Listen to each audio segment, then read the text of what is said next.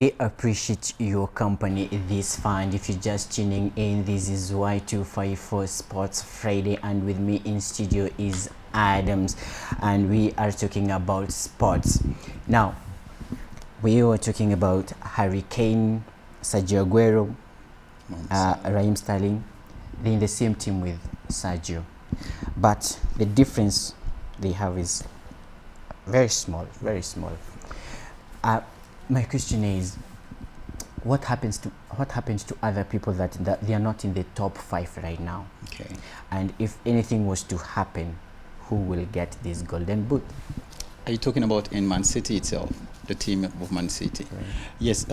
Currently, they've been actually playing very well. Can see Raheem Sterling is doing so good, and Aguero is also doing the same. He's doing so good, and we have De Bruyne, who's also doing the same thing, and they're all trying their best to get there. But I think they also play like a unit, and it doesn't matter about whoever takes the golden boot or not. They just, it's a team. It's always a team thing, and it's as much as Raheem Sterling wants to get the golden boot, De Bruyne wants to get the golden boot, Aguero wants to get the golden boot. They all try as much as possible to play to one thing.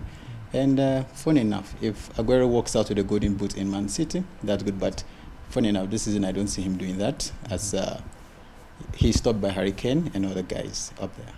Of the top 5, with a few matches remaining, things change. This is football. Things change. But as things stands right now, who do you think will be getting this? For me, any day, anytime is Harry Kane. Because he's a very good player. Right. He's a very strong player. He's a both-footed striker. He can strike with his left and with his right hand. He's a strong striker, by the way. So he's been consistent than other people. Last season we saw what he did, and he won the Golden Boot. This season he's also been consistent. Even when he goes out and comes back from injury, he's always been there. So I just think this same season, he's going to work out with a golden boot. I don't see, I can see his contender can be Mohamed Salah, but for Aguero, I don't see anything currently this season. But yeah, Mohamed has been doing well, and why do you think like he may not surpass him at some point? Because remember, Lukaku was leading and no one was into picture. Not until few games came on and the man was no longer in picture. Currently, Mohamed Salah, I can give him credit. Liverpool is doing really good with him, and the work rate has been going at a pace. He's been doing very well, and being the African leader now currently in sports, he's doing so well. So I can say, it's going to be very difficult, trust me, between Harry Kane and Mohamed Salah, because if you put both of them on the track of probably other things, you see that Harry Kane is like as I said earlier, is a both-footed striker. Mohamed Salah is not. He's just a left-footer. He comes in from the wings and other things, but Harry Kane comes in from everywhere. And he's a box player. He's a very good player. Speaking of which, the teams are battling for top 4. Okay, well, we can see Man U where it is, but still we have other teams that are coming closely. We don't know what will happen to the top 4. Who do you think will be there? Arsenal likes this position. Okay, my heart goes to the Arsenal fans, but if I'm to just calculate my top 4, I'll go with Man City currently, which we are expecting them to take the league. We can't even argue about it. Yeah, we're expecting them to take the league. After Man City, we'll talk about Man U, we could talk of Chelsea and Tottenham. For Arsenal, it's going to be a very, very big struggle, but I know definitely Tottenham and Chelsea, which are battling down there, are still going to come up. Someone is asking me to ask you, which team do you belong to? Which team do you support? I'm a Blues man. I support Chelsea. That's why. Support Chelsea. Yeah. I thought so. I support Manchester United. That's good. We call it Team Yotua Kubwa. Now, we have some rumors here. Real Madrid, they're plotting to have Pogba with 120 million pounds in this summer. And we are asking what will happen to this guy. He's going where C7 has been, the star. We have people like Kina Marcelo and others there. Now, for Pogba to go to Real, if it will happen, what does it mean to Manchester United? Just as you said, it's a rumor.